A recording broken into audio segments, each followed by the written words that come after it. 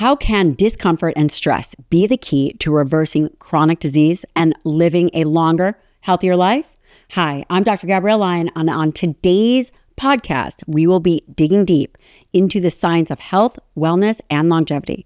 Today, I'm joined by Jeff Krasno, the visionary behind Commune, a wellness platform and podcast that's redefining how we think about health. Jeff's personal journey of reversing, yes, you heard that, diabetes, losing 60 pounds, and transforming his life is nothing short of inspiring. Together, we'll explore how, quote, good stress like fasting and cold therapy can revolutionize your health, why nearly all Americans face metabolic dysfunction, and practical ways to escape the comfort traps that are sabotaging our well-being. This is an episode you won't want to miss.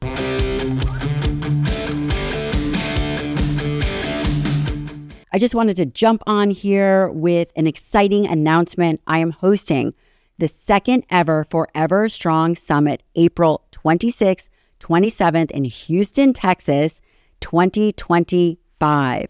There's going to be 2 days. The VIP day on April 26th, you will learn from former Navy SEALs, from former Secret Service, from individuals that you do not want to miss.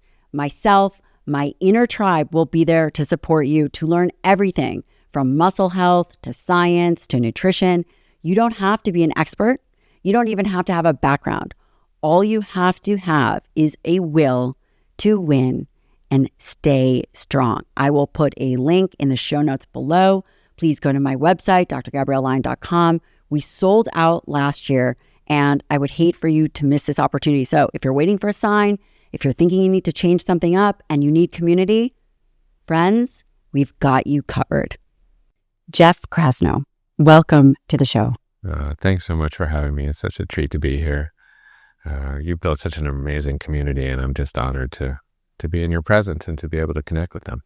I have to say that you are a forever student. And, you know, when I was researching you and your book, Good Stress, to bring you on to really talk about this, there was a few things that struck me. Okay.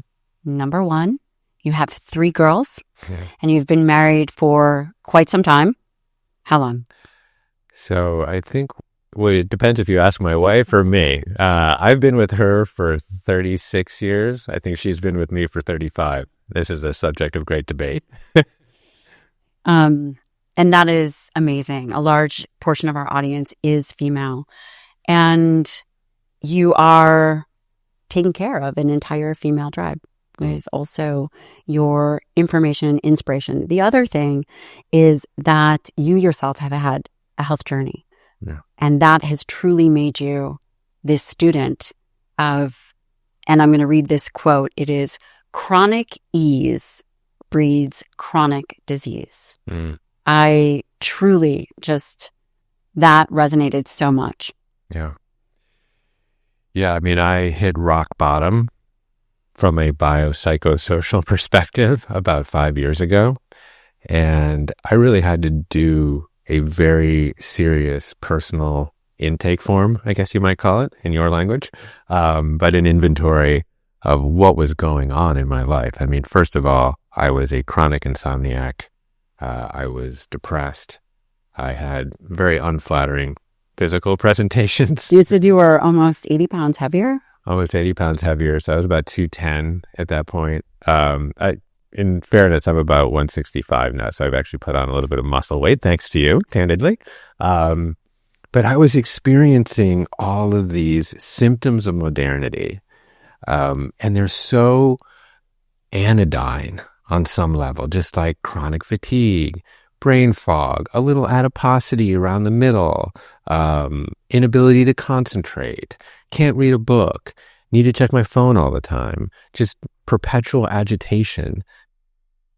These conditions and presentations are so normalized in our society, but they're completely abnormal. And they exist just barely upstream. This is what I discovered across my journey from all of these chronic diseases, particularly for me, metabolic dysfunction and diabetes. But we've completely normalized the abnormal. And that is what I had to untangle for myself. as you say, as kind of a citizen scientist. And what I ended up putting my thumb on was, this idea that chronic ease in my life was leading to chronic disease. And everywhere I looked, I saw evidence of this. And so, what I began to understand is that humans, Homo sapiens, evolved over hundreds of thousands of years, and then our hominid ancestors for millions of years before that. And we evolved in relationship to our environment, and nature in its glorious brilliance selected for the best of us over that unfathomable period of time. And so we developed adaptive mechanisms in relationship to our environment. And a lot of these adaptive mechanisms flourished in the presence of some degree of Paleolithic stress. And what kind of adaptive mechanisms? And you'd mentioned upstream. What do you mean by that? Well, what I felt was that these symptoms that I had were upstream from the diagnoses and the labels that we give diseases. So brain fog and chronic fatigue, really, if you unravel it, those are metabolic issues. And we don't call them anything yet. We just, and because we don't call them something, we don't treat them, A, and B, they're easy just to write off as like, I'm just having a bad day, But you stack 20 years of bad days together, and all of a sudden you have diabetes or cardiovascular disease, etc. So as I began to shine a flashlight on my own life, I realized I was a victim of chronic ease. I had essentially engineered my life for convenience at every single turn. I love watching Curb Your Enthusiasm till 11 o'clock at night. I get it. That's cool. I mean, whatever, we can make some exceptions around the edges. But what I was eating, my eating window was probably, when I was honest, 16 to 18 hours a day.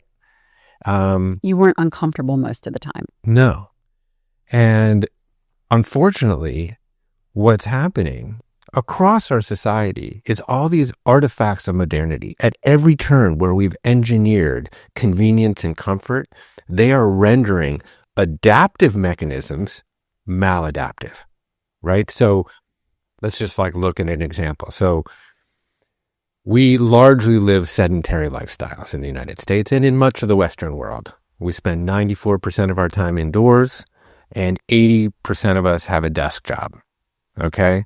So that's 8 to 10 hours sitting here. We weren't designed to really sit in a chair, but that's a whole other, that is part of actually chronic ease. Well, in our studio, we typically do push-ups right before the I'm in. Push-ups after, multiple push-up sessions during the day. So yes. I'm in. We'll do it after for sure. And I did this morning, as you can imagine. But, so let's look at this idea of not moving our bodies. Did you have a moment where you thought, well, if I were to take a step back, we live in a very comfortable society. And when I say comfortable, it is challenging to purposely do something that creates friction. Yes. We are designed for friction and stress, but we have one word to define stress. All these things that happen, whether it's losing a loved one, a fire, going to the DMV, hanging out with my 2 kids, especially at 8 o'clock at night. We have one word to define multiple experiences. And we often think about stress, the stress response is fight or flight. Right. But reading your book and going through this, it's clear that there are other stress responses, like tend and befriend and the courage response. Right. Yeah, those are great ones. Yeah, stress needs a new PR agent. Maybe I am he. Wonderful. Wonderful.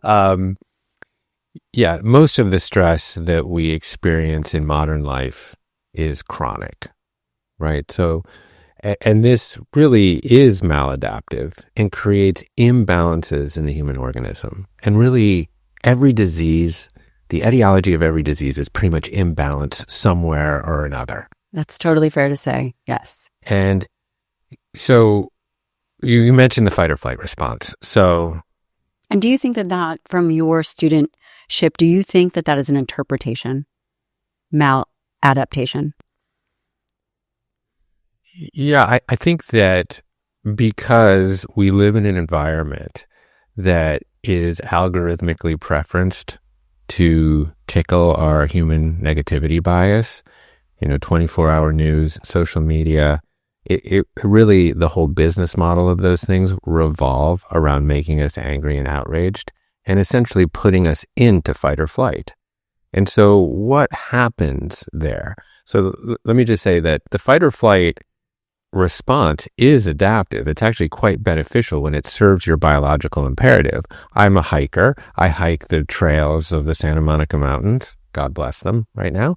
And every once in a while, I will come across like a rattlesnake on the path, right? And what happens? I have an adaptive stress response, an involuntary bottom-up sympathetic response that triggers my neuroendocrine axis, this HPA axis. It sends a little signal down, tick, tick, tick, tick, tick, these different glands to tell my adrenals to produce cortisol and epinephrine, which will have certain presentations physiologically. My heart rate and respiratory rate will increase.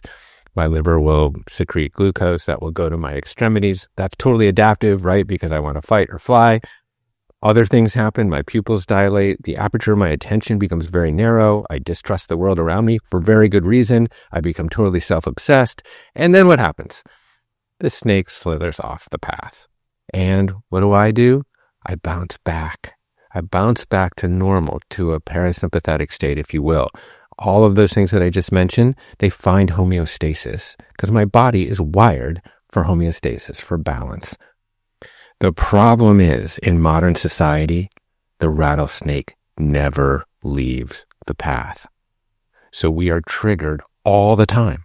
So we are in this perpetual cortisol-induced state that really has so many negative downstream impacts. I mean, there's many, many experts that I'm sure are on this show that can talk about chronic cortisol secretion, but it essentially is maladaptive in every way. It degrades the immune system. You produce less neutrophils and other white blood cells. It dysregulates the gut. It can cause dysbiosis and eventually intestinal permeability in excess. It causes blood sugar dysregulation, right? Because cortisol is always going to raise blood glucose levels. So over time, you're going to see all sorts of negative physiological impacts from chronic modern stress. You're also going to make bad decisions because your blood flow goes to your hindbrain, right? And not to this unbelievable neomammalian prefrontal cortex that allows us to be rational and sit here and have interesting conversation and do other things and problem solve, etc. So that's all the negative ramifications of chronic bad stress. But if you really look at stress at its core, it has an adaptive good stress component to it. And we know that. I mean, the most obvious one is like when you stress a muscle, right? You overload a muscle, you rip the microfibers in it.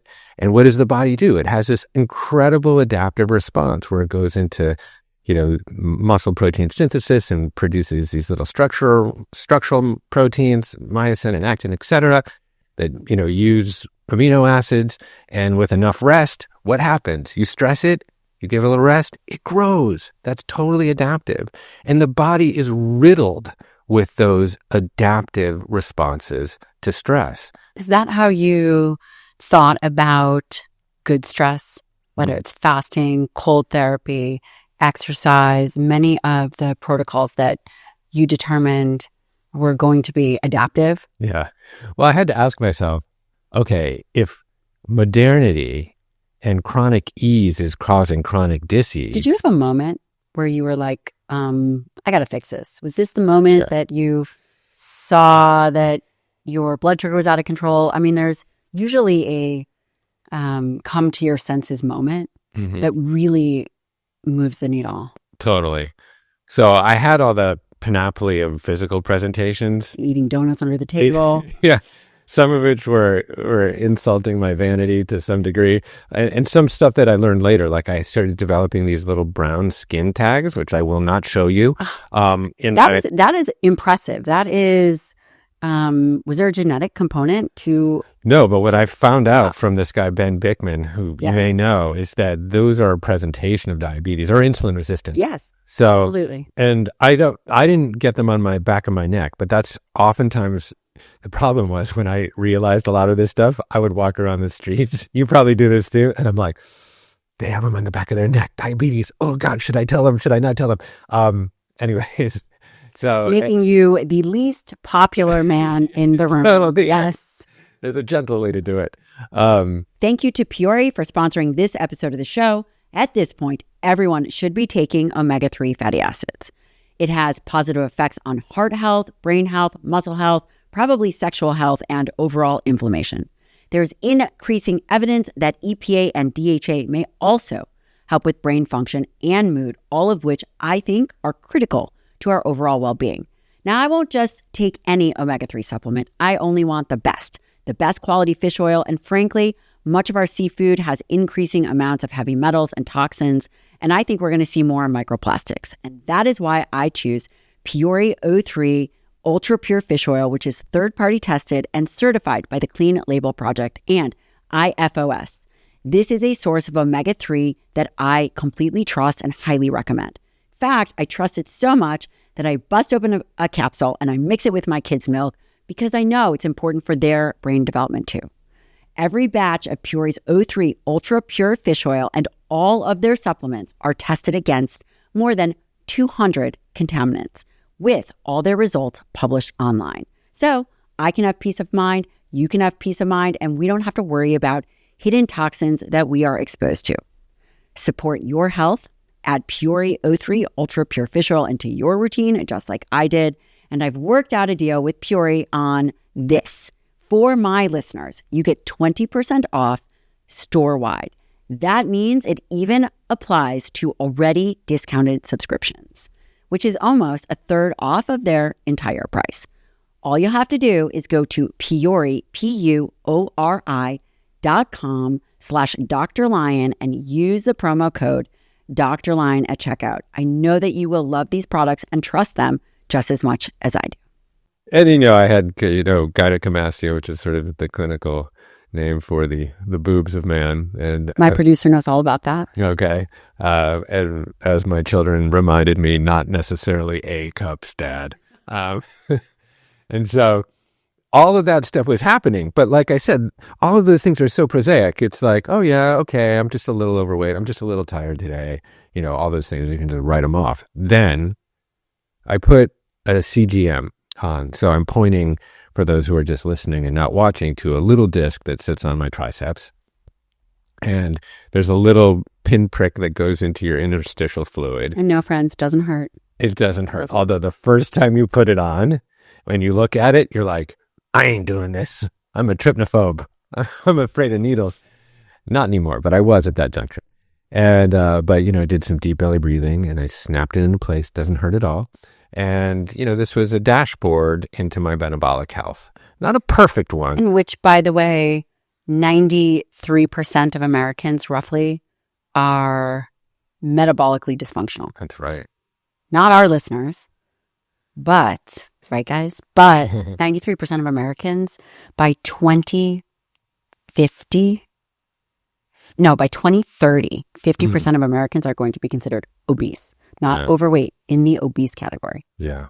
It's crazy. I mean, and was the wake-up call, because when I looked into the app, which, this device bounces your blood glucose data to an app, and you can measure your blood glucose moment to moment, really. And I was at the very, very top of the pre-diabetic range. So I was running like 125 milligrams per deciliter fasting blood glucose. Way too high. What were you eating? And I'd love for you to be very, very open about the kind of diet that you're eating. Yeah. So this was the curious thing, because I ran a yoga festival called Wanderlust. Yes, which is actually where I first heard of you, from our dear sister, Elena Brower. Yeah. Yes. She's the first person to take a chance on me at that festival in 2009 and agree to be part of the roster and help me really curate other people too. So I'm always deeply in debt to her.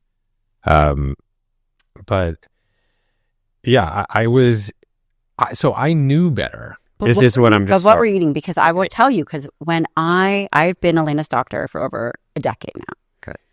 And when I first sat down with her, and we've had many, many meals together, it was quinoa and beans and lots of plants. And while all good for one's self, the balance was off. Yeah. So I was doing a lot of things wrong. First of all, I certainly was not getting enough protein because I wasn't eating enough high quality meat. And that's okay if you are a total aficionado about what you're going to eat if you're a vegetarian or a vegan.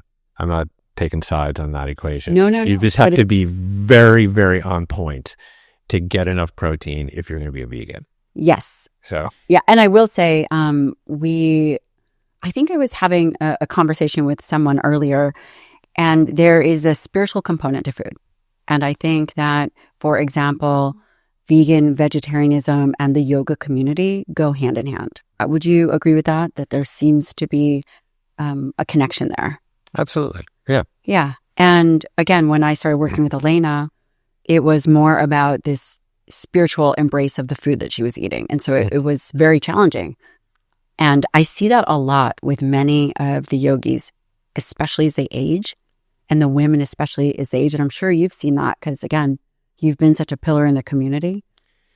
Yeah, well, one of the central tenets of yoga and Eastern religions in general is ahimsa, so to do no harm. And so I think people make the connection between that and animal welfare. And that's a totally understandable connection for people to make, considering how we raise most of our animals in the Western world. So I understand the predisposition.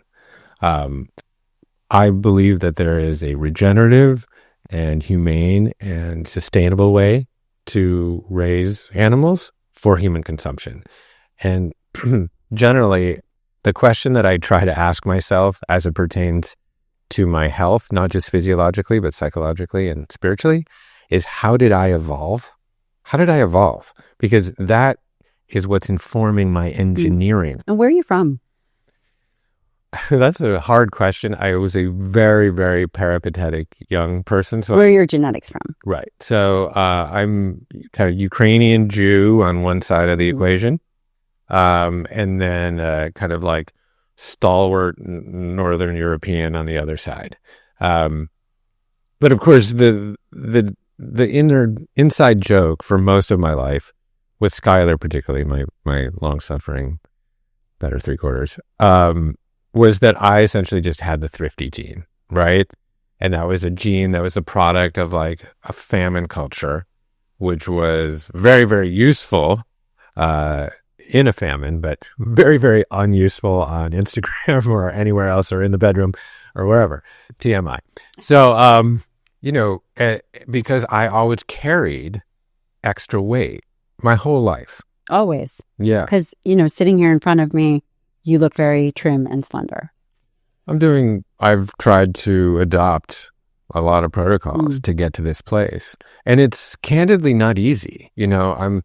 I slip off, and I know when I slip off. So I'm not neurotic or fundamentalist about my approach. I was at the beginning. Yeah. When you got take me through, do you remember kind of what you were eating at that time? Sure. You took a look and noticed. Yeah. The kooky thing is that I was a whole food shopper, but what was I actually eating from Whole Foods? I want to hear. Right. I'm dying to hear. Yes. So the proportions of my macronutrients were first like way, way off. So I was eating a fairly carbohydrate rich diet. 80%, 50%. Yeah. So a lot of things that came in boxes, but that were, of course, marked organic and all natural. So you feel virtuous, but what's really under the hood there? What do you remember? Kind of the stuff that you were eating? Sure. I mean, I was starting the day really wrong. I was starting the day with a bolus of carbohydrates. So that could have been in the form of cereals or bagels or muffins. No, really? Sure. Even during the Wanderlust days? I mean, that's... Sure, but it was like the blueberry bran muffin or whatever. It was like the multi-seed bagel with cream cheese. It got ya. Yeah. It's just like, so I grew up, I didn't grow up as a hippie. My wife grew up as a hippie. She knew better all this time, you know, but of course I didn't want to listen to her, just like my kids don't want to listen to me. So I had to learn it for myself. And I grew up with Kraft macaroni and cheese and Tang and everything else that was wondrous that came out of a box that you could put in the microwave. And that was part of a certain culture that, you know, gave my mom the ability to work and not cook all day, you know, or whatever. There were like certain parts of that culture that were allowing women to get out of the kitchen. And candidly, my dad was not a good cook. So whatever, I wasn't going to resort to him either. And so, and this was, you know, 70s and 80s. I'm 54 years old. So I was born in 1970. And like many of my contemporaries, that was just normal. You know, we were just growing up eating kind of refined foods. Fat was bad, right? So that was the People still think that now, I think. Maybe not Dr. Bickman, but there's still some confusion around saturated fats in general. Sure. I mean, it's an ill-named macronutrient, because how does fat not make you fat? Right. And of course, it is highly caloric. It's calorically dense, so it's, you know, 9 calories per gram. But it's like, what signals is that macronutrient giving your body? So that's a whole other thing. Okay, so you were starting with, even in the kind of yoga era, you were still starting with blueberry bran muffin. Yeah. And were you vegan or vegetarian at the time? Very little meat consumption. Yeah. And no fiber in the morning. I mean, the bran muffin might have had fiber, but like, you know, eating those refined grains, not a lot of fiber. And so, or maybe a sweetened yogurt, you know. So that was how I was starting my day. But it was unclear where I was starting my day and where I was ending my day, because it wasn't uncharacteristic to be out late at night and maybe just like wander into a Denny's and get a turkey club. I mean, but granted, my lifestyle, of course, I was running a yoga festival, but what was I really doing? I was on an airplane 200 days a year. Was this for the festival or doing something else? I see. Yeah, we had 68 festivals. So in 2016, we had 68 festivals in 20 countries. And I was running... Slow. Yeah. I couldn't even cover the amount of events that we had. And I think that speaks to many of the listeners because they have quite robust lives now. Sure. And one of the biggest challenges that people have is when there is no structure, then eating and training become quite haphazard unless you are completely locked in to your standards of what you are doing. 100%. And that's why when I'm home and I'm in my routine, it's way easier to stay on the straight and narrow and to feel really good. But at that juncture, I was traveling 200 days a year for the festival. I mean, candidly, I was operating from coffee to wine o'clock a lot of the time. Coffee, I can relate, but wine just tastes terrible. Sorry, Danica. Yeah, that's okay. What I knew per my relationship with caffeine and Merlot is that the excess of any one molecule in the human body creates a resistance to itself. So you have to drink more and more coffee to get the same buzz, or more and more alcohol to get the same buzz. What I didn't realize is that that's also true for insulin. So the more and more insulin you have, the more and more resistant your cells are to it. So I was stressing my pancreas all the time, and my dutiful little pancreas was producing its product. It was producing insulin, but what I was doing was essentially training my cells to be resistant to my pancreas's glorious product. When did you transition that nutrition? Was that one of the first things that you did? I know that that's not necessarily, I think probably perhaps eating poorly creates stress, Yeah. but not the conscious level stress or even the fight or flight level stress. But was there a moment where you said, okay, I have a continuous glucose monitor on. I am now pre-diabetic. I am committing carbicide. I have to change this up. And was there a series of explorations from a nutritional standpoint that you explored? Yes. So as soon as I put on the CGM and was getting data, I finally went into my PCP, and I didn't cancel the appointment that time. How many canceled appointments did you have? Plenty, like 2 or 3. I was an annual checkup guy. So, and you go in and you get your labs when you're in that frame of mind. And if you don't get a call, you're just assume you're good. And also, to be fair, we won't talk too much about this, but the system is broken in terms of relationships. When you go to your provider, and we have many dear friends in common, like Mark Hyman, we have a medical clinic, and it's about the relationship. Yeah, I'd go in, my visits average maybe 10 minutes. Yeah. What are they going to do in 10 minutes? Not much. Yeah. And this is why, as I learned about functional medicine and these initially very onerous intake forms, I'm like, oh my God.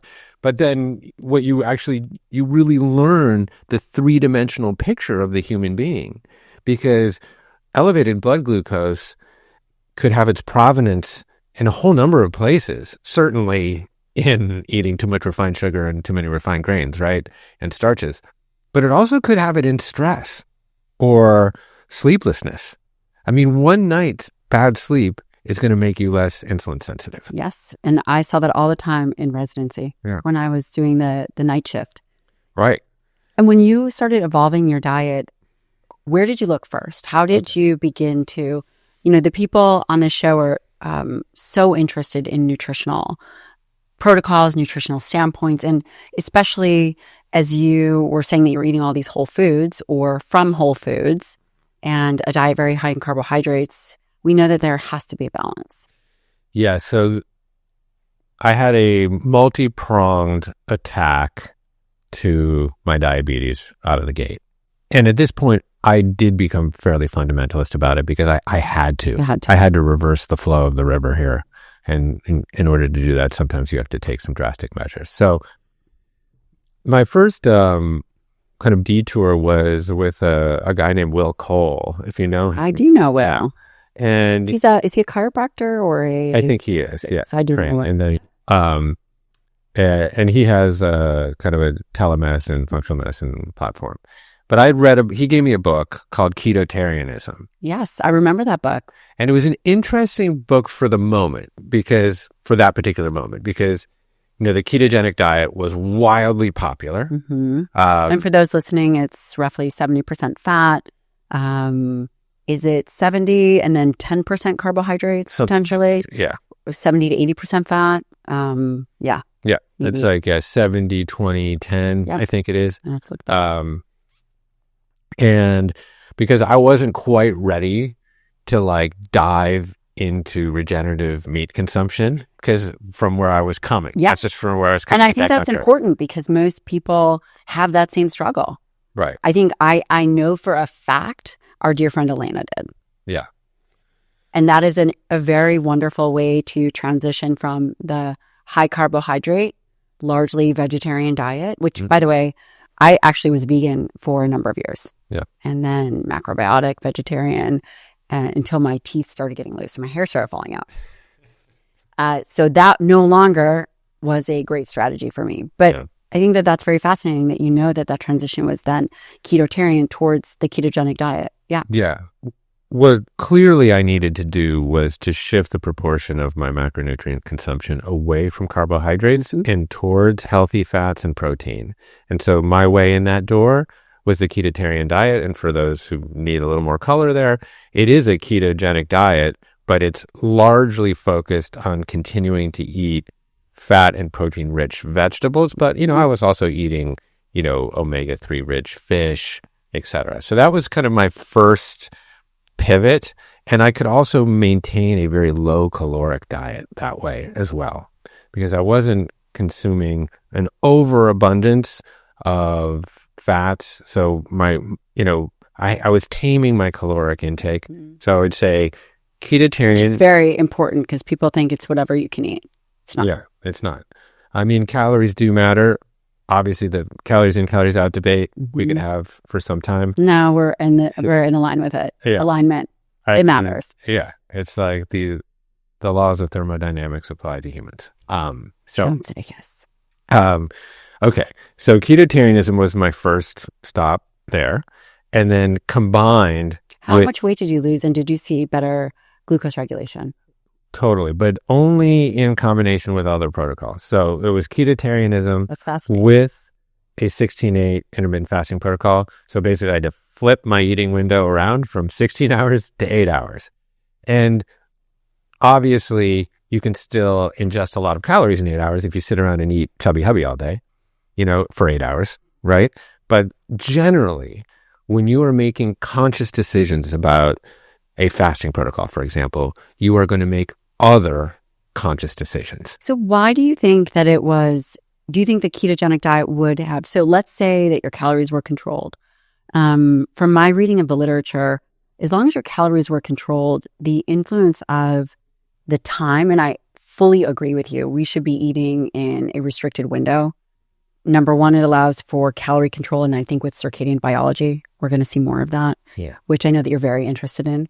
Do you think that you would have also lost the weight and the glucose regulation would have been tame if you had not changed that feeding window? It's an interesting question. I don't know. But just by dint of my own research and personal experience. Research? I've never heard of that. Okay, that's very sharp. Yes. Okay. Just my own N of one stuff. Let's just say that those two protocols together really pay a lot of dividends because I could calorie control in that window. And then there does seem to be some clinical research that shows that you can essentially eat the same amount of calories, but if you eat them over a bigger window, you might maintain or gain weight. But if you're eating them in a small window, you might maintain or lose weight. Now, but that goes against calories in, calories out. True. But I think that there is like this other dimension there, whereas if you're becoming more insulin sensitive by creating that window, then your body is more apt to use glucose for energy creation at the mitochondrial level than to store it as fat. So, I mean, I don't know if you want to go down that window. But, no, But this is my interpretation of what was happening in my physical organism. I think there was obviously some other elements at play where, as I was kind of experimenting with different fasts, I was entering some stages of ketosis where essentially my body was like shifting over to, using free fatty acids or ketones for energy production instead of glucose. I'm always looking for ways to improve my health, specifically my gut health. Good health starts with your ability to digest and absorb nutrients. Amra colostrum is something that I've been adding to my iced coffee. From a data perspective, colostrum, often referred to as first milk, is the nutrient-rich fluid produced by mammals in the first few days after giving birth. It has antibodies, growth factors, and essential nutrients that help newborns develop their immune system and grow quickly. Why do you care about it? Colostrum has also been studied for its potential health benefits in adults, from balancing immunity to improved performance across various domains. What I love specifically about Amra colostrum is it is bioactive whole food, or bioactive food with 400 plus functional nutrients. It's a host of protective antibodies, whole food prebiotics, strengthening peptides, free amino acids, trace minerals, the list goes on. Amra colostrum, of course, uses technology to preserve colostrum's bioactive nutrients in their purest, most bioavailable form and ensures a composition that is uniquely optimized for human health. And unlike any other available bovine colostrum product that I'm aware of, it really is processed in a way that the nutrients are so robustly available to you. We've worked out a deal and my audience will receive 15% off their first order. Go to tryamra, that's TRYARMRA.com/Dr. Lyon to get 15% off your first order. So I think the ketogenic diet and fasting there together can contribute to achieving ketosis. How did your body composition change at that time? Oh my God. I mean, Did you build muscle? Not right away. Okay. And that's also important because it's very difficult to build muscle. Unless you are starting from a place where you have a robust amount of muscle, the ketogenic diet might be muscle sparing, but it's not ideal for muscle building. No, but my philosophy at this juncture was I need to get my blood glucose under control and I need to shed a lot of weight. Fair. And I need to get super lean. So I went from 210 to 142. And at 142... How long did that take you? Not that long. Wow. 6 months, 7 months. Candidly, I got too skinny. Because at 142, you could imagine me, I'm 6 feet and I felt pretty good because I felt light, but I did not have a lot of muscle mass. So from a pure blood glucose perspective, okay, I want to just have your listeners understand where I saw the real benefits and where the trajectory really changed. So yeah, obviously reducing my carb intake and adopting a ketotarian diet, great. Fasting also helped. Cold therapy, very, very deliberate, intentionally placed and cadenced cold therapy also really helped. Tell me more. And did you go in and you were like, what the, I'm out of here? And how cold was it? Okay. Well, so Wim Hof came and stayed with me for 2 weeks. I hate the cold. I literally have paroxysms of anxiety looking at a snow-fed lake. Terrible. I will pass out. Yes. Like, I'm never more of like a, land-loving. Did you grow up in California for the most part? Where did you grow up? Somewhere warm? I grew up, yeah, I mean, my parents were bopping me around England, Spain. I lived in Brazil for 3 years. Yeah, I read that. And then I came back, and there was mostly in the Northeast. Terrible winters. Terrible Was winters. it New York? Eventually, I went to I was shipped off to some coat and tie chapel going boarding school. Cool. That kind of kid. Yeah. Against my will, let's just say, kicking and screaming, did I wear a tie and go to chapel and have school on Saturday. And then I matriculated to Columbia University in New York City. I know. And there I stayed with a few little deviations. My wife and I moved to Paris for a year. That was beautiful. We went back for a very extended honeymoon in Brazil. That was lovely. But largely I was in New York for a very long time. And you hate it? That's freezing. New York is freezing. At that juncture, it's really bad. Still, but... So you decided on cold therapy, and that actually helped you lose weight and regulate your glucose? So this is really, really interesting for me. Anyways, I hope people find this interesting. So let me just kind of break this down, because this is where I saw the weight almost melt off. Okay. So I would be 15 and a half hours fasted. Okay. So let's say that's 10:30 a.m. Let's say my eating window was 11 a.m. to 7 p.m. Okay. More or less. So I would be 15 and a half hours fasted at 10:30 in the morning. And in combination with a ketotarian diet and the fasting, my blood glucose levels would be pretty low at that juncture, because I hadn't eaten anything for 15 and a half hours and I wasn't eating too many carbohydrates. And you weren't eating a ton of protein, which generates gluconeogenesis, helps stabilize blood sugar. So it was probably lower than we would typically expect in a higher protein diet. Yes. So at about 10:30 a.m., I would very, very reluctantly submerge myself into an ice bath. How cold? So when I was around Wim, I had to man up. Terrible. I would not want to be friends with that guy. Yeah. Just kidding. He had let's just say he had... I know him and his daughter actually are coming out with a book or something of that nature. Oh, you had a commercial ice delivery in the morning and a commercial wine delivery in the evening. But that's a whole other story. I'll write a different book about that. Anyways. 55 degrees? Yeah, so that was where I ended up. When I was with him, when I was with him, it was like 30. It was ice on the top. It was like just above freezing, 34. And you did that? I did it, but it was like, whoa. Did you start there? Okay. But I would never recommend anyone start there. Yeah. Because cold is completely subjective. And I was seeing results at 55, 56, 57 degrees. And the data would support that. We had Suzanne Soberg on, Mm-hmm. and there was a Dutch study found that individuals who took regular cold showers reported a 29% reduction in sick days. Seems like there's immune modulating effects.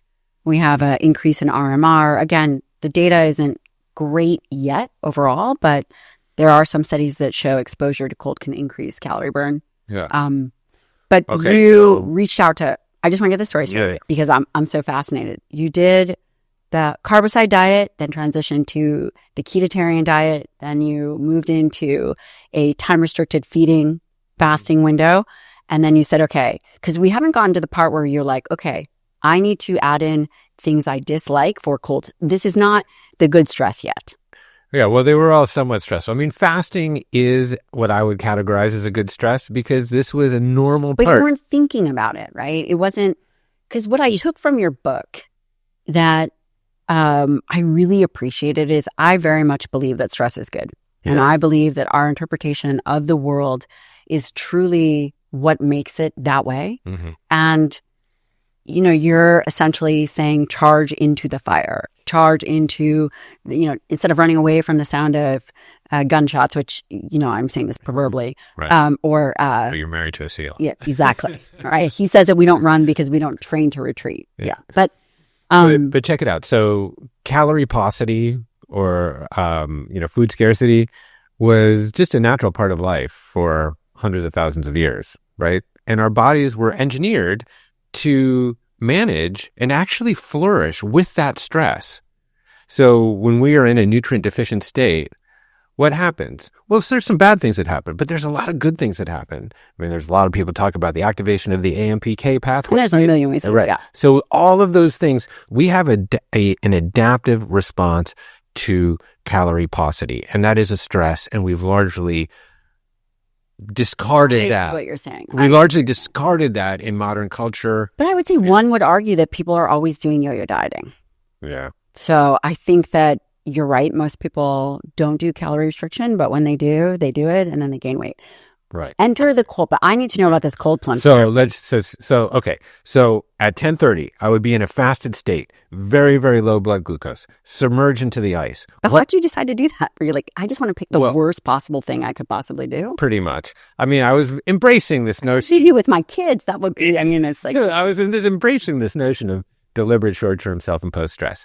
So I would get into the cold plunge, and what would happen? So my core body was temperature. this before or after Wim Hof? This was after. So he got me into the ice. But was there, why were you thinking, is what I want to understand is, were you thinking, I need to suffer a little bit? I need to pick something that is going to make me suffer? Or were you thinking, I just need to fix my health? Yeah, that's a good question. I was at this juncture willing to do anything to fix my health. And what I realized is that I really needed to embrace discomfort in order to do so. Because that's unusual to think that that would be the thing, right? That it's not a normal, maybe intellectually for growth, you have to think, because you are very well read and very well studied. And again, you're an extraordinary writer. And to get that, you probably have to struggle through thinking and. Okay, well, I also am the recipient of so much unbelievable wisdom from other people. I mean, part of my job is interviewing people like you and Mark and all of my contemporaries, or my colleagues, I should say. I have a 10-acre property up in Topanga, up in the Santa Monica Mountains that has, knock on wood, made it through these fires. And I've hosted hundreds of people up there. So you were learning, even though you were overweight or struggling. I was learning. I was taking all of this in, and I was starting to then actually apply it to myself. And so I'm like, okay, I have to lean into this discomfort. And I know how anxious the cold makes me, but I'm going to start to play with the edges of that. And as I did, I began to fiddle and experiment. And this is where I landed with the cold therapy before I put a single bite of food in my mouth, because as my core body temperature plummeted, my body needed to engage in some sort of thermogenesis, because it's evolved to have an adaptive response to stress, because it needs to maintain this little Goldilocks zone, the warm little porridge of 98.6 degrees. So I get in the cold plunge, boom, my body temperature plummets, and my body does what it's supposed to do. Did you go all the way up to your neck? Yeah, sucks. And my body does what it's supposed to do, and it warms itself up. But it's looking around and says, how do I warm myself up? I need to make heat. I need an energy substrate for heat. But at that moment, there's not a lot of glucose around. So where does it go? It goes into my fat cells, into my adipocytes, and breaks down triglycerides into free fatty acids to warm myself up, to use that fat as a substrate for thermogenesis. And I'm telling you, once I stacked those protocols on top of each other. How long did it take?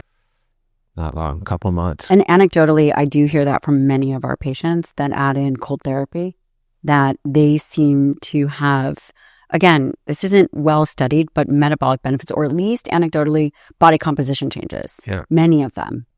Well, it makes sense. I mean, if you really think about what the body is doing. I don't know. And I'm going to tell you why. Yeah. There's the making sense of it, and then there's what the evidence says. So when I think about a whale that is in the cold, and the whale has so much blubber, and that I think about cold water swimmers or people like that. And even when I talk to my husband, the people that did well in the cold were actually people with more body fat. And so maybe it's in combination with the cold therapy. I don't know. And the calorie restriction. It could be. I mean, it also could be that if you're in a very, very low glucose state and you get very, very cold, your body has to burn something to warm itself up. And for me, that was fat. So. And that is was that the first good stressor that you added after a calorie restriction? Yeah, I would say calorie restriction or time restricted eating, cold therapy. And so all along the way, my blood sugar regulation was getting better. It was going from 125 fasting to 110 to 100 to 90. But the thing that really made the difference at the end, I mean, of course, you can probably guess. I can guess, but I want to hear it. I want to hear what role this good stress plays in improving health and reversing chronic disease. Right. Tell me. So, of course, it was hypertrophy, right? And this is the most obvious form of good stress. How did you come to that? Again, you came from a yoga community. And when I think about some of our mutual friends, even Mark, I've been telling Mark to lift weights for going on 15 years now. Mm-hmm. Finally. I think he's taking your advice, finally. He looks good. Yeah, after finally 5 years ago. Right. So. But you had to have had a moment where you're like, okay, the Pilates and the yoga is wonderful, but if I want to change my body composition. And for me, candidly, was blood sugar regulation. So I started listening to you and to some other metabolic health experts and doctors. And I was like, okay, maybe this is the final stage of my blood glucose regulation and my reversal of diabetes. So I started doing body weight exercises because that was the easiest for me to do anywhere. And so did you have any resistance to the idea of, no pun intended, resistance training? Yeah, it was never anything that I did. I mean, and I was always an active person. I was a competitive tennis player, but I was what you call like chronic cardio. And what did that look like? So chronic cardio was sort of compartmentalizing exercise as this 45-minute to hour-long penance that you do at the end of your day to expiate yourself from your sins. You know, it was like so many big words in that sentence. It was like, I'm going to be a modern day sloth and send emails all day long, but that's justified because I'm in a cubby hole this little exercise routine at the end of the day. And you know what that's going to look like? That's going to look like me for 45 minutes on the elliptical or on the treadmill. And you know where that kept me? On the treadmill. On the treadmill. That's right. And so my body composition didn't change at all. And how long had you been doing that? I mean, the first kind of all my life, because I knew I'm not dumb. Like, I know living an active lifestyle is good. And so, I really thought that, I could essentially justify all of my vices with the virtue of chronic cardio. And your vice was, you say you liked wine? Yeah, I mean, like wine, like the Turkey Club, like whatever, I was just, I thought I could just kind of get away with a lot of things. But, of course, the cold water on my head was my blood glucose levels. And I mean, the cold water at that point was not protocol. It was just like a wake-up call. So, and how long ago was this when you started that? This was like with all this 4 or 5 years ago. Okay. Yeah. So you started on this journey 4 or 5 years ago. And how did it kind of culminate to this idea of the book, The Good Stress? And yeah, well, after doing 600 episodes on my podcast. That's it? 600? Literally, yeah. And, I'm also a fairly rigorous host, if only out of vanity. What does that mean? Well, I do a lot of research. I read everyone's books. I was reading, and I don't have any training until 4 or 5 years ago. I mean, I started reading PubMed every night. My wife was like, "What the hell are you doing? Come to sleep." I was like, "No, I need some more blue light from PubMed." And when I started, I understood 10% of the words. And I started reading primary source data and clinical research. But just study at Columbia because it's very challenging. Oh, Did you study? I was I was an American history / bong smoker. I mean, not in that order. Thank you to Bon Charge for sponsoring this episode of the show. Now, you may have seen myself, my family using red lights, infrared heating mats, you name it. This is because we love Bon Charge. Bon Charge, even small handheld device I use on the way to the gym because I'm out the door before the sun comes up. And for me, I need more than caffeine to get me up in the morning. By using red light, it has really changed the game for me, and it doesn't have to be difficult.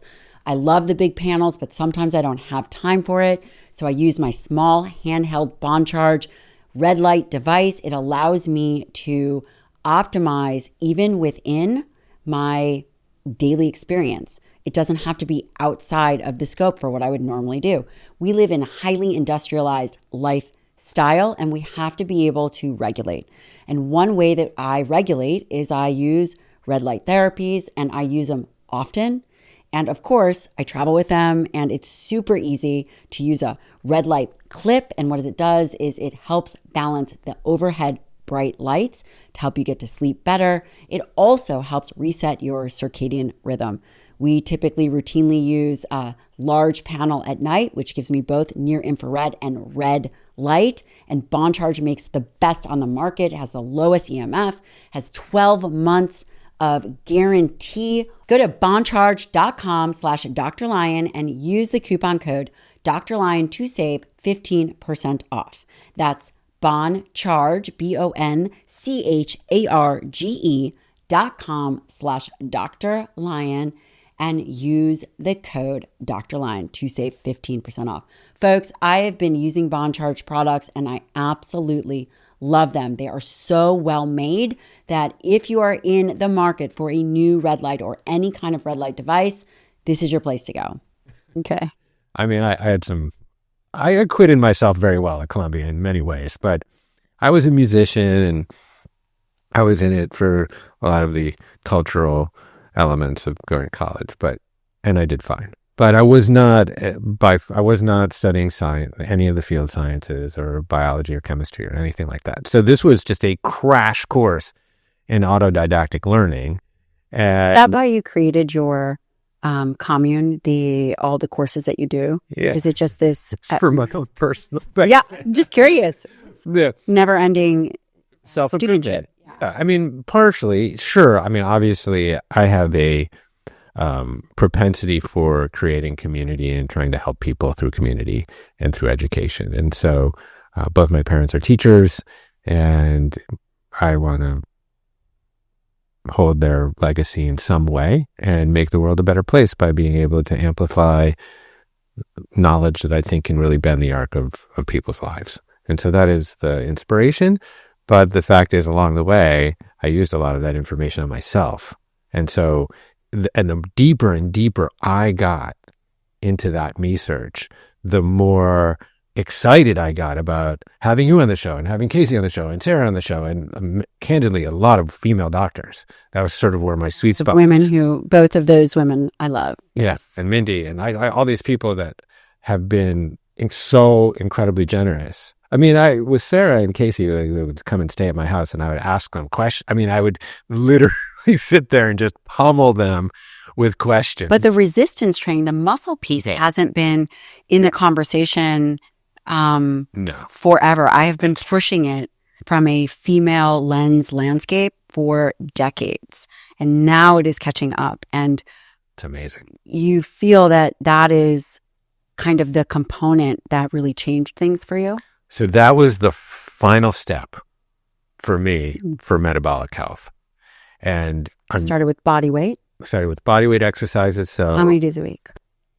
I was doing them every day, and that's probably not advised, but I just got addicted. You're an all-in type of guy. What did that look like? It was 100 push-ups, 100 pull-ups, 100 sit-ups, 100 squats. And when you started, how many of those could you do? One. Wow. I mean, pull-up. Other things I could do a little bit. Get some, Jeff. Come on. Yeah. But the pull-ups were kind of the thing for me because I had some mental, psychological scarring about pull-ups. I'm older than you, but you might have experienced the presidential fitness test when you were a student. So this was, I would say, the date that I most abhorred in the entire calendar growing up as a chubby kid was the presidential fitness test because, of course, you were under kind of the scrutiny of your gym teacher. I had this incredibly mean female gym teacher. In retrospect, I actually have respect for her because she was probably like an early day feminist, but she wore like slacks, like black slacks and a referee shirt. And I love her already. Yeah. She had very built and she never hesitated to use her whistle at like every moment. And I was just like this kind of chubby, awkward, ham-fisted kid. And so she would just call me out all the time. So you couldn't do push-ups or So part of the presidential fitness test, there was a number of different criteria that you had to do, one of which was a pull-up.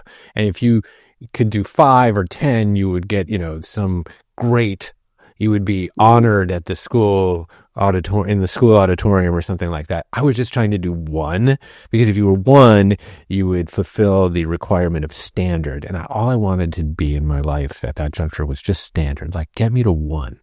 So I would always mark 1 on my little scorecard, but she knew that I couldn't do 1. And so when you started were you nervous to start your physical fitness journey? Yeah. Yeah. Because, you don't want, you don't want to fail yourself. No, but that's the only way. Failing is the fuel that's your best teacher. 100%. It's actually how you learn. Yes. I mean, both. Yes. In all ways. Yes, it is. Failure is the best. Is it the teacher or the tutor? I'm not sure, but it's both. It's both. And so, I started, with pull-ups and then. How did you do it? Was it modified? Because the listener's thinking, okay, I'm exactly where Jeff is. I am focusing on losing weight. I can embrace this idea of good distress. I mean, I did write the book Forever Strong, not marginally weak, forever, or forever weak, right? Maybe that's my second book. But when you decided you came from a yoga background and we're doing a lot of cardio, and by the way, yoga is a lot of body strength. It is in a bunch of different ways, but it doesn't have a pull function. Thank you. Absolutely true. Yeah. Then you just randomly picked those, or you felt that they were useful, or you were revisiting the past? They were useful because I could do them anywhere, pretty much. And I put these very unsightly pull-up bars in my doors everywhere around the house. Yeah, I'm looking at your door now, which is a very lovely one. I'm not sure you want to put a pull-up bar there, but I put... We have had many. Okay. In fact, that was one of my first dates with my husband, was pull-ups. That is hot. So I had two. I put two up, and then I could do them postprandially. That was key for me. Which is what he's saying, yes, is after eating. Yeah. So that was a big way to regulate blood sugar spikes, because you're going to have a natural glucose spike after you eat. Absolutely. And that's totally normal. Natural, friends, yeah. But one way to essentially vacuum up that glucose is to engage in some sort of physical activity, maybe 20 minutes, maybe 30 minutes after you eat. And so we would start eating a little bit earlier in the evenings for our dinners, and then always going on walks. But then I would always do some pull-ups. And because they were so easy to, well, they weren't physically easy to do, but they were so convenient to do. Of course, I'm not saying that you should embrace convenience. We are going to be hitting a pull-up bar. We're going to test you on that. Okay, you know good. But there was also something psychological to being able to lift my own weight. You know, there was something bigger than just actually physically doing it. It was like, I can pull my own weight. There was some little psychological thing for me there. And so I started doing those, and it took a while. And then at its peak, I was doing about 100 a day. So 10 sets of 10. It would be like 20, 18, 16, 14, 12, 10. Dead hang pull-ups. Yeah, I mean, a little bit of cheating around the edges towards the end, but you know. And when did you start lifting weights, or did you? Yeah, I mean, more recently, you know, I mean, I'm certainly not, you're not going to find me on the cover of Men's Health like anytime soon. Well, you might, but maybe. Give it a year. But yeah, that's probably been in the last like 6 to 9 months. And yeah, I'm coming out of the closet as sort of a gym rat. Well, we need you to, because when someone like you who does that, then it makes it normal for everybody else. Mm-hmm. So we need you to do that. Yeah, I mean, this is not going to be my job. I'm not going to, per se. I mean, although I am writing books about it, so on some kind of tangential level, I suppose it is part of my job. But yeah, it's cool. I feel like I've already been able to influence people within my environment to start to take up more adaptive habits and behaviors. And for the Good Stress protocol, do you have a recommendation for people in terms of exercise? Yes, although my book doesn't really focus specifically on that, but I would say that sometimes I call it my Jesus protocol. Tell me. Well, the joke is Jehovah's Fitness. Have you heard about it? No, but that's pretty funny. Yeah, it's walking and fasting for 40 days. You know, in the desert if you want. You come back on a Friday, you eat a bunch of fish, you do some CrossFit. The joke gets worse, okay? By Saturday, you're totally dead. Sunday, we come back to life. Jehovah's Fitness. Anyways, that's hilarious. Dad jokes. Enough of dad jokes. No, but I am kind of serious, is that you go back and you look at how Jesus was depicted on the cross, whether or not that's apocryphal or not, or really you go back to your hunter-gatherers and you say, like, how did they evolve? You know, they probably had really sinewy, healthy, good body, like muscle mass, you know, so they were walking like crazy, right? So you're walking, on average, a hunter-gatherer would walk probably 7 to 10 miles per day. So that's 14,000 to 20,000 steps or something for people that are counting on their iWatch or something. Every once in a while, they would be forced into a full sprint, generally against their will, right? So you'd be chased by some... I love that you're saying this, because we do have to work really hard at least once a week, where you are breathing heavy, pushing yourself faster and harder than you would like to. Totally. And you don't have to be chased by an odd-toed ungulate or a saber-toothed tiger in order to do that, but Although it could be fun. it could be fun. So that informs a lot right there. So if you're going to do 5 or 6 aerobic workouts per week, maybe do 75% of them as zone 2 and 25% as zone 4 or 5. So that's a good way just to think about it through the lens of your own evolution. And then, of course, what else did our hunter-gatherer ancestors do?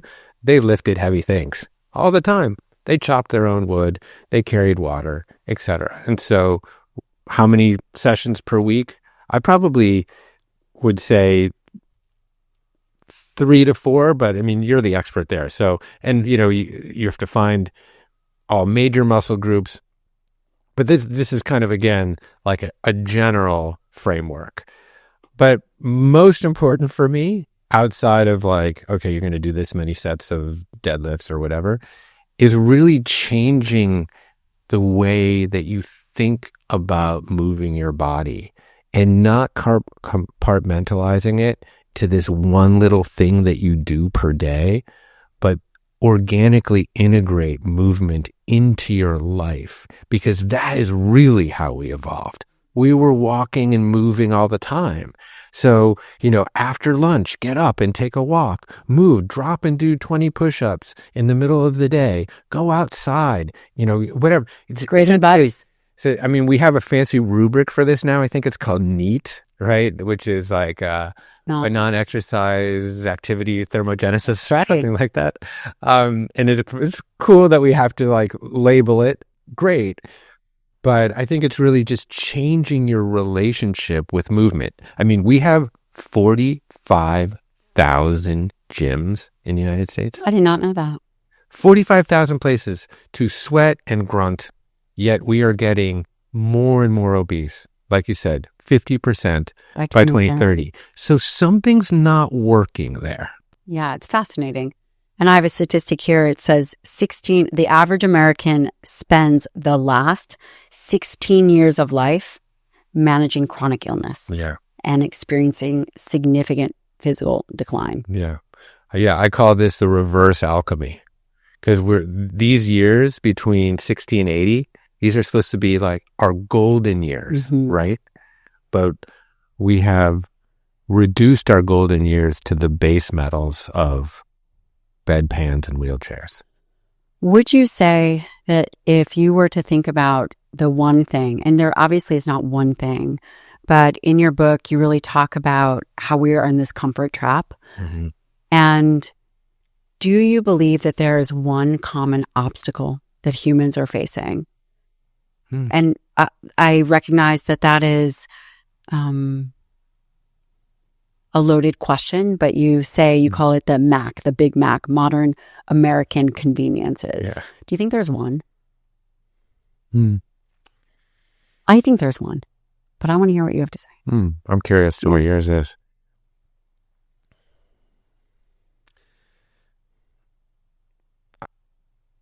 I think that we've fooled ourselves about what a life of ease really means. On some level, even though from time to time it's fun to luxuriate in the 72 degrees snuggled on your couch, watching Netflix, eating a pint of Chubby Hubby, that life of ease is not what we really, really want in the end. And we know this when we taste it. We don't really want that ethylene gassed tomato that we buy at the grocery store. What we really, really want is that sweet, fecund, bursting tomato that we grew ourselves and that we had to toil to grow it. We had to plant the seed. We had to make the garden bed. We had to make the soil rich. We had to go in there and prune the plant. But the result of that inconvenience, that hard work, is the real ease. And I think that's what we're actually looking for in life, but we fooled ourselves.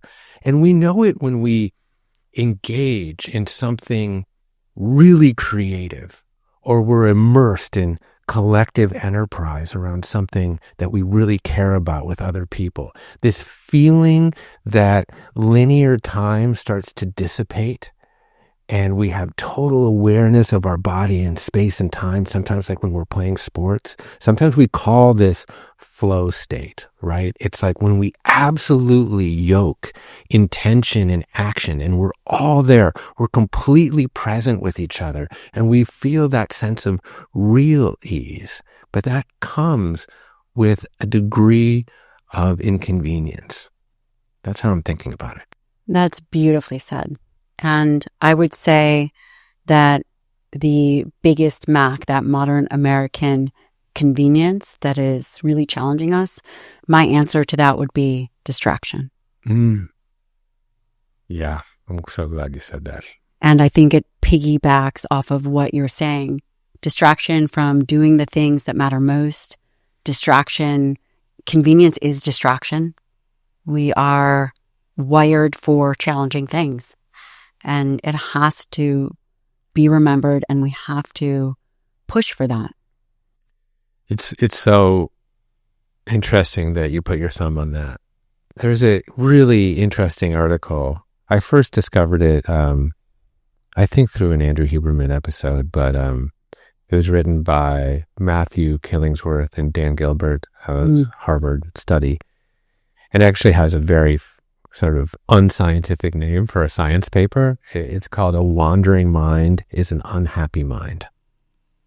And it basically studied exactly what you just said, distraction, is that the happiest and healthiest people in the world are people that are actually thinking about the thing that they're doing. So if you think about how much time we spend in our lives actually thinking about something else than we're doing. We're wandering over here. Oftentimes we're ruminating over something that happened in the past and then projecting it into the future, and we're creating negative anticipated memories. It hasn't even happened yet, but we're already projecting something negative out there. We're just never where we are. And I do think you're absolutely right that this is a construction of modernity, because at every second and every moment, someone is trying to compete for life's most precious commodity, your attention.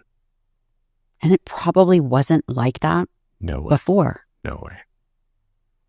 No way. Because,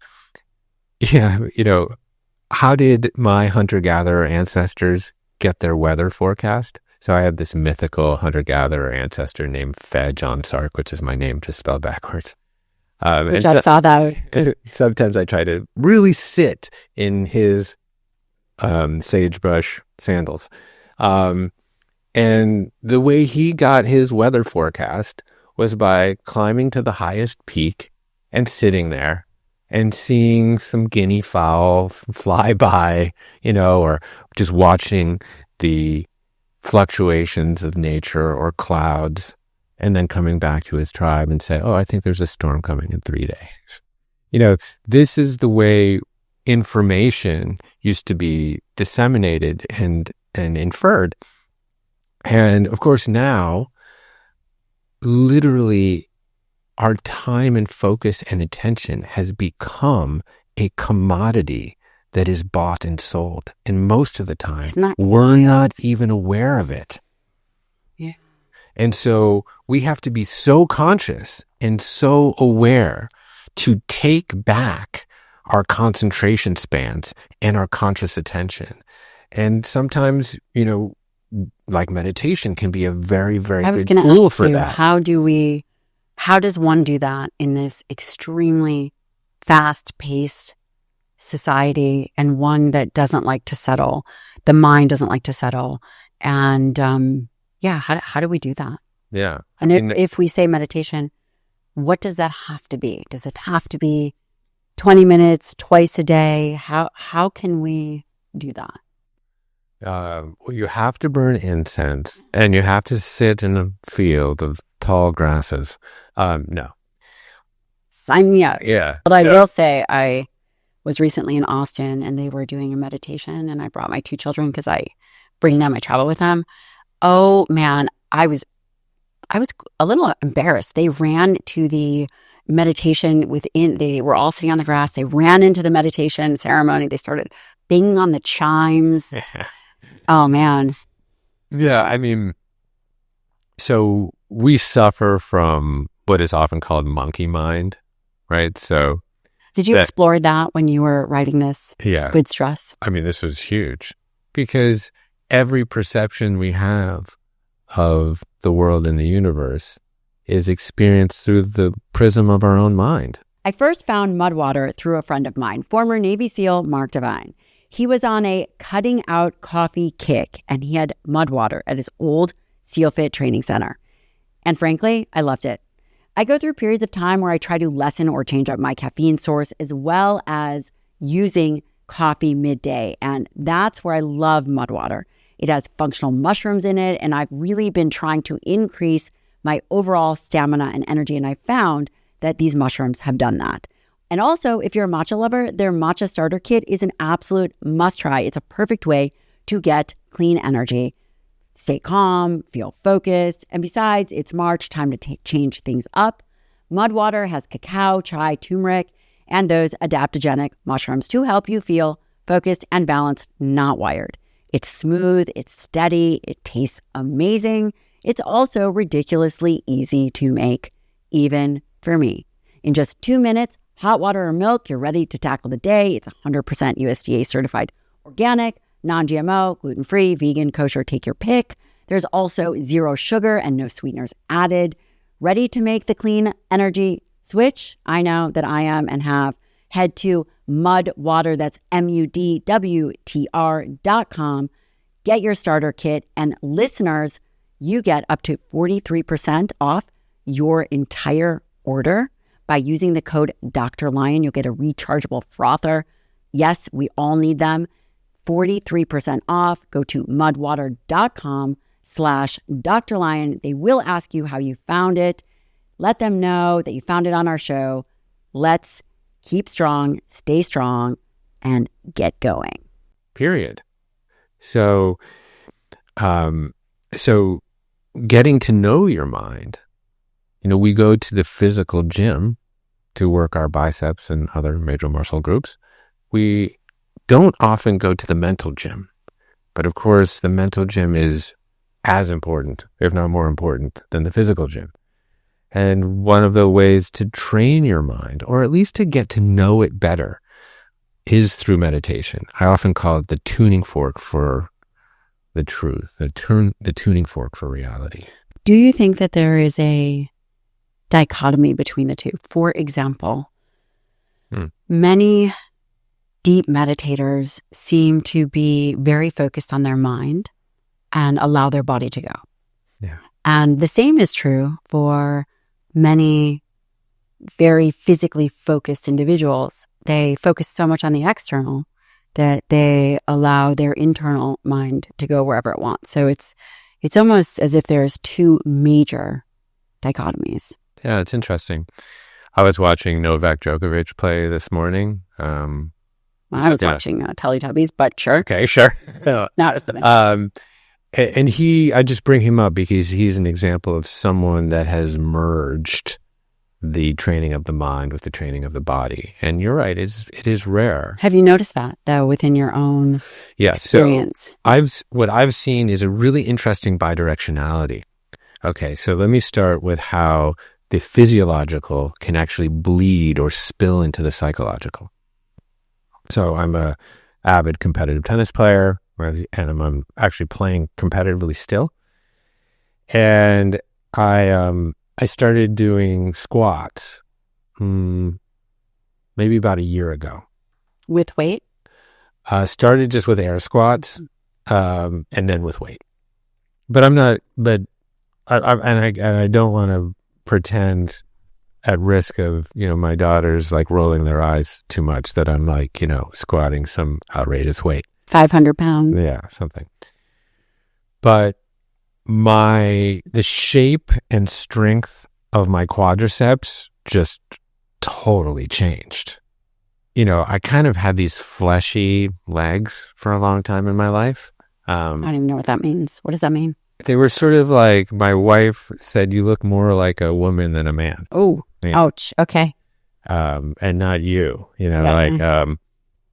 and so, but, since I kind of started with my squat routine, my legs just totally changed, and my solidity and my core on the tennis court just went to the entire next level. And what was interesting about it was, so I'm a good player, and I'm playing in leagues with like ex-Div 1 guys who are 20 years younger than me, often 15, 20 years younger, specimens, beasts, and I'm holding my own, and what flipped for me was I knew that in 2 hours, I'm still going to be here on this court. I'm going to be just as strong as I am now. Where will you be? Will you be there with me in 2 hours? You're pretty hot stuff right now, but will you be there with me in 2 hours? And so that physical strength started to bleed over into this psychological confidence that I started to have, because I knew I would be there in 2 hours. And then that allowed me to play more free, to take a few more risks, calculated risks. And I wouldn't always win. I'd lose plenty of time. But the physiological spilled into the psychological. And the very opposite is true as well, is that when you put yourself under psychological stress, you build that resilience in order to do hard physical things. I mean, candidly, we talked about cold therapy for metabolic health. There's all sorts of other attributes that seem to be involved with cold therapy, certainly mood regulation and dopamine production, secretion, etc. I really look at cold therapy as a mental resilience exercise. So again, you get into that cold plunge, what happens? Gasp. Epinephrine coursing through your veins. It's coming up. I always feel it in my neck. I'm about to have a panic attack. This is awful. Get me out of here. Get me out of here right now. And then there's a brief moment where I can apply top-down conscious pressure on top of involuntary bottom-up response. Sometimes that's with the breath. Can I bring myself back to parasympathetic?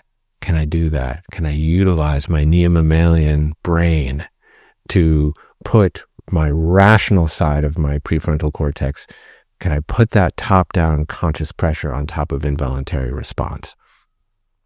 And that training punctuates other elements of your life. Have you found that to be so? I mean, I double down on my cold therapy when I'm going to the dentist, for example. You might think, what does that have to do with anything? But when I'm having a lot of dental work done right now. So when Dr. Nikki, God bless her, wonderful dentist, is sitting there with a 12-inch syringe about to go into the most sensitive place of my body, and I can't get up and do anything, that sensation is very, very similar to when I immerse in 40-degree water. What's happening? I'm going into this fight or flight thing. The epinephrine is flowing. But what can I do at that moment? I can borrow the tool and the capacity for emotional regulation that I've trained myself in the cold plunge. I can transplant that on top of the dentist or traffic or when my kids are crazy. I was going to ask you, has this helped you become a better father and husband? I mean, without a doubt. I felt that fasting strangely helped me become a better parent. It's because it's not that I didn't get hungry outside my eating window. Of course I did. It was 9 p.m. outside my window, and I was like a little pang of hunger. But instead of mindlessly walking to the pantry, I actually had to sit there and witness the nature of the hunger and really untangle is the provenance of this hunger a biological need? Like, do I need to eat to survive right now? Or is this a psychological desire? I had to split those two in half, needs and desires. And almost every time it was a desire. I was eating my feelings. I was bored. Someone insulted me on Instagram. I don't know. And so I was using the overavailability, the surfeit of shelf-stable calories that we have now. My psychology can use that to assuage its feelings of discontentment. And then that can become the focus. Yeah. So what I then learned was that space, this is like the Viktor Frankl thing, that space between stimulus and response. Yes. In that space is a choice, and in that choice is our liberation and our freedom. So I was able to slowly cultivate that space between the stimulus, in this case the hunger, and the response, the eating or non-eating. And then I could use that in other areas of my life. So when my kids were being annoying and aggravating, as they inevitably will do all the time, ever, never happens. Instead of in the movies, instead of just having a knee-jerk response, I would sit there and say, no, well, wait a minute, hold on. What's the ideology of their behavior right now? You had to train that, right? That takes time and effort. And one of the things I think that you have done very beautifully is there is a blending of evidence-based practices with a level of spirituality. Mm-hmm. Do you think that that is a way to create a sustainable approach? Is that the only way? I mean, what are your thoughts on that? Yeah, it's certainly not the only way. For me, I had these two parallel inquests of spirituality and my own physiological journey going on at the same time. So I was learning all this stuff about Eastern religions, Hinduism, Taoism, Buddhism, Zen, and studying that. And then at the same time, looking into my human physiology and studying that. And day after day, I saw the metaphysical tenets of Eastern philosophies mapped in my physical body all the time. I was like, oh yeah, the Buddhist philosophy is the middle way, Madhyamaka in Sanskrit, okay? And that is essentially the avoidance of extremes. Initially is sort of a middle path between asceticism and hedonism. But it became more associated with bringing things towards the middle, towards the center, finding balance, or in the body, that's homeostasis, the avoidance of extremes. And I started studying. Which is totally the opposite of what you're doing, because cold would be considered extreme. So this is the very interesting and ironic thing. So the body is wired for homeostasis. It's in so many different ways. Thermoregulation, pH balance, neurotransmitter balance between inhibitory and excitatory neurotransmitters, hormone balance like glucagon and insulin, estrogen and testosterone, cortisol and melatonin, whatever. So many times there are these counterposing molecules and pathways in the body, AMPK and mTOR, etc. And the body is engineered to find this like little tenuous homeostasis between those two things. I mean, it's very, very hard to disrupt your pH balance, for example. Your body is so good at managing that level, around 7.35 or so. So what I found was that ability to return to the middle, to bounce back, is actually enhanced by pushing the edges. Yes, it is investing in functional capacity and resilience. So if you're just thermoneutral all the time, and you sit back with your smart thermostat that gets to know you and say, "Oh, I think you're 72. You're a 72 girl," or whatever, and you never push hypothermia or hyperthermia. Now, of course, the dose makes the poison, right? Yeah. Hypothermia can be deadly. We love cold and heat exposure. Right. Yeah. So you want to just push the edges. And the more you push the edges, the better your body gets at moving back to the middle. And that's true with so many of these different protocols. I think that's, again, very well said. What are your favorite protocols? If you were to pick your top 3 favorite protocols that you've put in the book, Good Stress, what are they? Yeah. So I would say some of the ones that we already talked about, which are like the fasting and cold, like contrast bathing. So heat, cold with a fasting protocol. I love that for my physiology. I started actually to become more interested in some of the psychological stressors, candidly. Oh, tell me. So, so I was always a people pleaser growing up. And part of it was due to the fact that I was overweight and clumsy and always wanting to fit in, you know. In fact, went to see Brene Brown speak this morning, and she has this incredible delineation between fitting in and belonging, right? Mm. So fitting in is essentially changing who you are in order to be part of a group. Belonging is never compromising your authentic self to be part of a group. But when I was 5 or 6 or 7, I didn't have the faculty to delineate between these things. I would do anything to be liked. And really that became the thread of my life. And so right when we anchored into port lockdown of COVID, March 2020, I started to write a newsletter for Commune. And we had it's a big distribution on that list. It's probably 1.2, 1.3 million people. And I was writing 2,000 words every Sunday. And I agreed sort of naively to do this at the beginning of COVID because I thought this would be a service to the community because there was so much fear around COVID at that juncture and so much uncertainty. And so if I could dispatch these little buoys of hope, you know, maybe people could feel less alone and feel more connected. So I said, okay, sure, I'll do it. And then like 4 or 5 weeks in, I was like, this is a lot of work. Yeah. But then 2020 offered plenty of fodder to write about. You know, there was obviously the reckoning for social justice in the wake of George Floyd. There was an election that year. There was a rise of QAnon, obviously COVID, development of the vaccine, all these very kind of hot button incendiary issues. And I was really trying to write sort of a middle way, very rigorously researched essay, newsletter. And I would connect my personal email to every single one of them. And then they would go out every Sunday.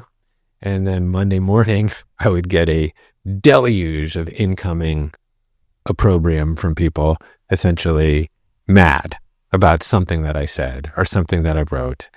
And, you know, lots of expletives in there. And as a people pleaser, at the beginning, I was like so defensive and really hurt. And I would stay up all night, like brooding over responses and holding that little ember of resentment, waiting for the right time to throw it. Of course, I was the one getting burned. So, and they weren't even thinking about it. No. That's right. But then I kind of had this moment of satori where I was like, this is an opportunity. I was studying kind of the immune system and microbiology at that point. And I was like, oh, I pretty much understand how people build their physiological immune system.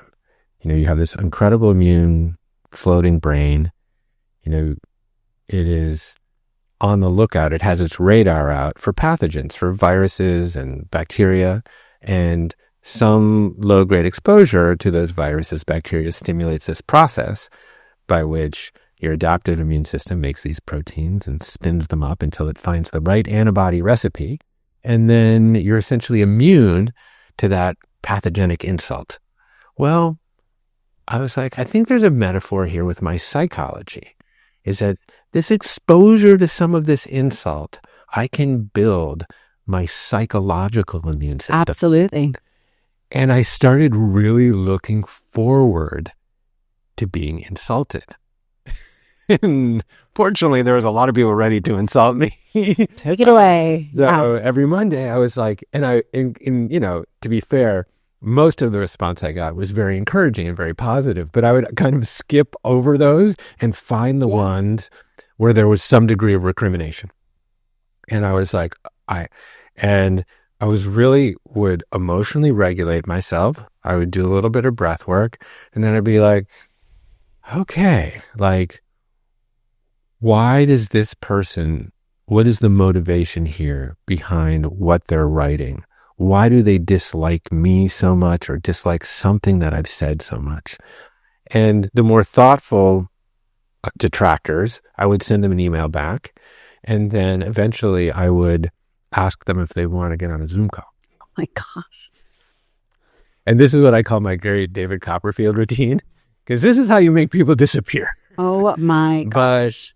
But in August and September 2020, I put aside Monday afternoons and Tuesday afternoons to have hour-long Zoom calls with people that didn't like me. Wow. And it was... That's amazing. And it turned out to be a good stress, because I had to create safe space for people. And it was so interesting what happened. So I wrote this one particular article about the virus. And there was data fairly early on that seemed to point to the idea that the people that were contracting the virus most severely had multiple comorbidities, had metabolic dysfunction, were often obese, and often had diabetes. And so I was mining that data, and I was trying to write a thoughtful essay. Of course, this was also overlapping with the body positivity movement at that juncture. So you can imagine how much flack I took at that moment. So this is just to give you an example of the kind of conversations I was having. And my audience is predominantly female as well. And so, I would get on these Zoom calls with women, primarily, I think exclusively around this issue, who had felt very shamed by me. Of course, that was not the intention at all.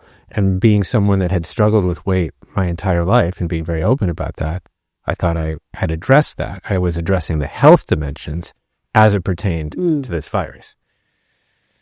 But still, people are going to interpret things however they're going to want to interpret it. And at that moment in our cultural history, people were so triggerable for very legitimate and justifiable reasons. And I think now too. And now too. So I would get on these Zoom calls and I would mostly, honestly, just listen and create space for people to be seen and heard. And I developed a whole protocol around that, which is a whole thing. But I basically over time built this like Rolodex of frenemies, because at the end of these hour-long Zooms, there would be this level of connection. And as I listened, I would really notate these areas of convergence in my life and the person with whom I was on the Zoom. And by mostly they would just talk for 45 minutes and exhaust themselves. And then I would be like, oh, I was born in Chicago too. And I'm part of the girls club. I got all daughters, whatever. I'd find these areas of connection. And most of the time we never even got around to the issue that had put us at loggerheads in the first place. But it was a really interesting test in building my social regimen, my social fitness. And it was initially very, very stressful. But I started to think about all the conversations that we have, or I should say that we don't have, because they seem stressful. And we tend to avoid them, particularly with the people that we're most close to. And I started to think about the possibility of what's on the other side of those stressful conversations. My dad's 81, 82. My mom's 81.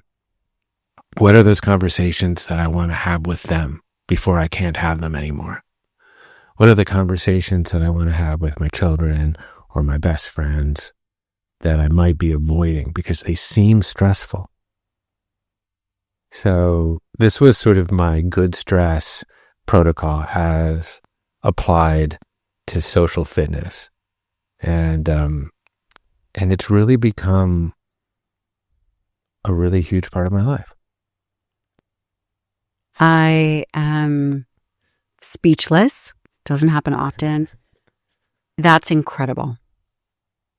That's incredible, deeply thoughtful, and deeply useful for everybody listening. Thank you for saying that. Yeah, I'll just add one last thing to it, is that I had had no training in nonviolent communication prior to this. Subsequently, I did get trained in it. And as a product of that, this past August, I hosted at my Commune Topanga retreat 8 Palestinians and 8 Israelis. And I held space in that case as a moderator between stressful, difficult conversations. And we all lived up there for a week, for 5 days, in sort of deep connection. And many of these kids, they were all students, and many of them were Palestinians that grew up in refugee camps in the West Bank, and there were Israeli Jews that grew up in the settlements, also in the West Bank, but in very different circumstances. Both groups very anchored in their own political identities, but obviously they had come to this retreat with an open mind, and it was the most cathartic experience of my life, what happened over those 5 days. So there's so many benefits in doing hard things. Jeff, Krasno, thank you so much for your work and your forever studentship and stewardship for health and wellness. And I think you're overall fellow human. Yeah. Thank you. Thank you so much for this opportunity. I don't take it lightly, so I appreciate your generosity in having me. It was an absolute pleasure. Thank you so much.